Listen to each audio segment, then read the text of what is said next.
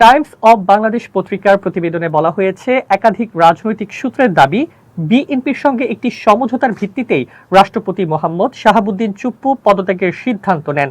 ওই সমঝোতা অনুযায়ী পদত্যাগের পর তিনি যেন কোনো বাধা ছাড়াই দেশ ছাড়তে পারেন এই বিষয়ে আশ্বাস পান। সূত্রগুলো জানায়, বিএনপি শুধু সংবিধানের ৫১ অনুচ্ছেদের আওতায় রাষ্ট্রপতি হিসাবে নেওয়া সিদ্ধান্তগুলোর জন্য তার বিরুদ্ধে কোনো পদক্ষেপ না নেওয়ার বিষয়ে সম্মত হয়েছে। তবে রাষ্ট্রপতি হওয়ার আগে তার বিরুদ্ধে থাকা কোনো মামলা বা বিতর্কের দায় নিতে দলটি রাজি নয়।